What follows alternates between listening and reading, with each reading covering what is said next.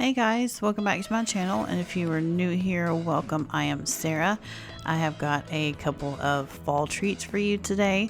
Don't forget to subscribe to my channel and like this video and comment down below what your favorite fall treats are as well. I don't know about y'all, but as soon as August hits, I am instantly in pumpkin mode, like every year. But let's get started on the pumpkin bread. First, you are going to mix or sift together, if you have a sifter, 4 cups of cake flour, 2 teaspoons of baking soda, 2 teaspoons of salt, 1 teaspoon of baking powder, and a tablespoon of pumpkin. I'm sorry, I'm making sure I did that. I think I did a tablespoon and a half of the pumpkin pie spice because I didn't have any allspice separately. But if you don't have that, you can mix together 2 teaspoons of cinnamon, 1 teaspoon of nutmeg, 1 teaspoon of ground allspice. I will have this recipe linked down below for you. You'll see what I'm talking about. I just replaced all those ingredients with pumpkin pie spice.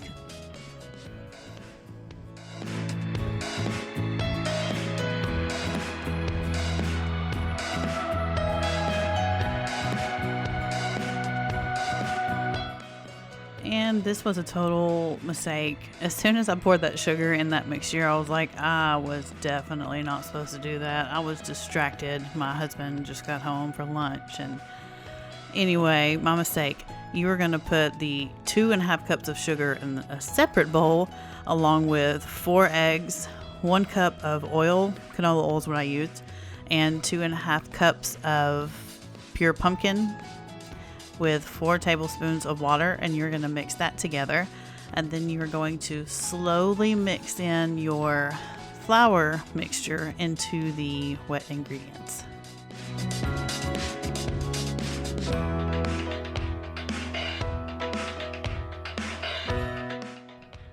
And by the way, my mistake with putting a majority of the sugar in the flour mixture didn't change anything. I mean, I know there's a reason to that, but it tasted great. It was a really moist pumpkin bread. I highly suggest using this one with cake flour.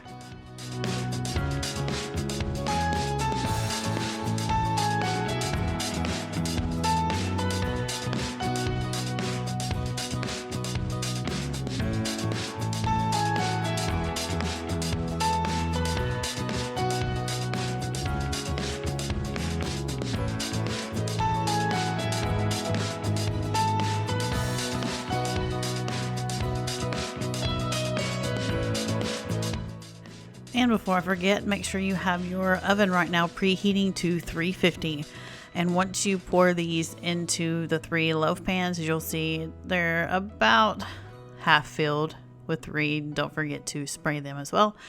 You're going to bake them for about it says 50 minutes to an hour, but to check them at 50. But my oven cooks really fast, so I started checking mine at about 45 minutes. And I think it was actually about 50 minutes, and they were done.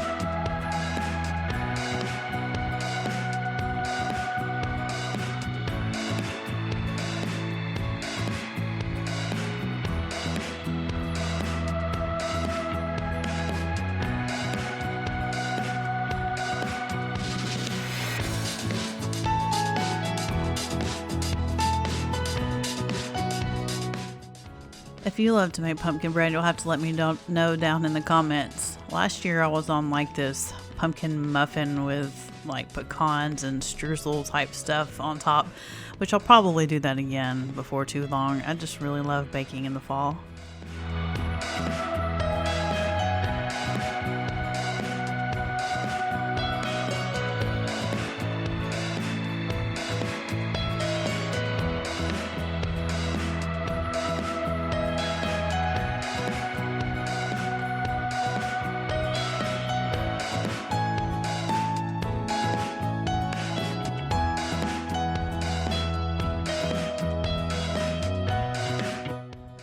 And And another tip, try not to over stir it. Like, I'm just trying to make sure there's no flour mixture left, not coated with the pumpkin. But once that's all incorporated, just stop stirring. You don't want to overdo it.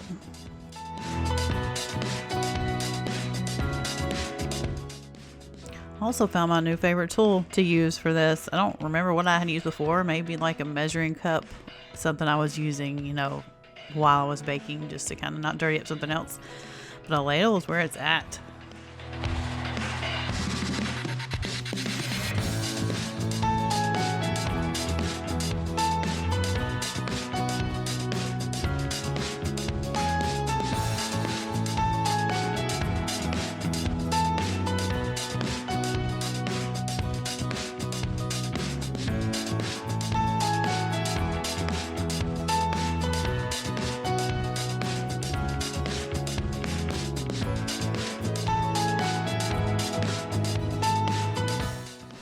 This would also be good with some kind of like a glaze or like a cream cheese frosting, or oh my gosh, I think I'm gonna do something like that next time.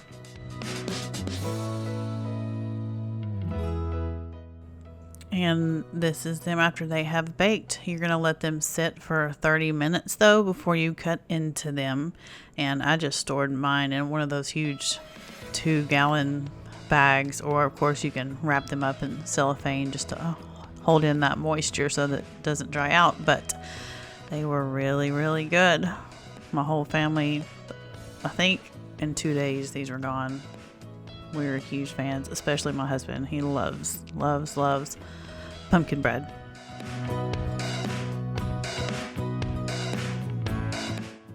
It's still creeping me out how that closes back up like that. Y'all see that?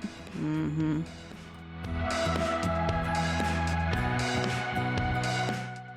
Now I'm going to start on my s'more bars. I had to adjust because I didn't have the right amount of golden grams. I was like 2 cups shy or something like that. So I'm not going to give you exact measurements because I didn't follow them exactly. I think it was supposed to be a whole stick of butter, and this was like 6 tablespoons.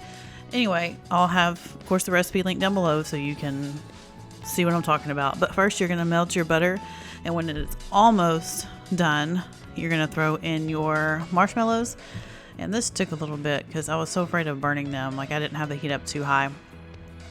I noticed when I started stirring them a little bit more, especially the big marshmallows, and like kind of trying to cut them up with my spatula, they finally started to melt. But then once these are melted up, you're going to pour in your golden grams, and you're going to instantly remove it from the heat.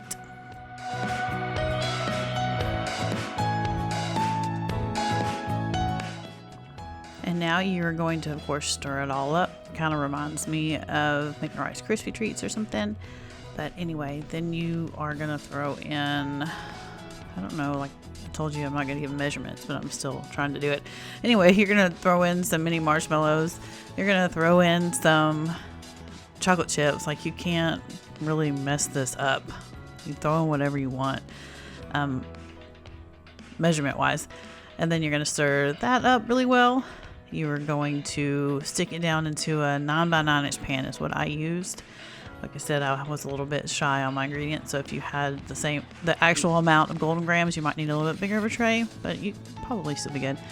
Anyway, you're gonna smash that down into the tray, and then just sprinkle some more golden grams and marshmallows and chocolate chips on top. And I had mine sit down on the counter for like a couple hours, and I started to cut into it, and it still wasn't quite where I wanted it to be, so I stuck it in the freezer for about 15 minutes, and then it cut up perfectly into bars.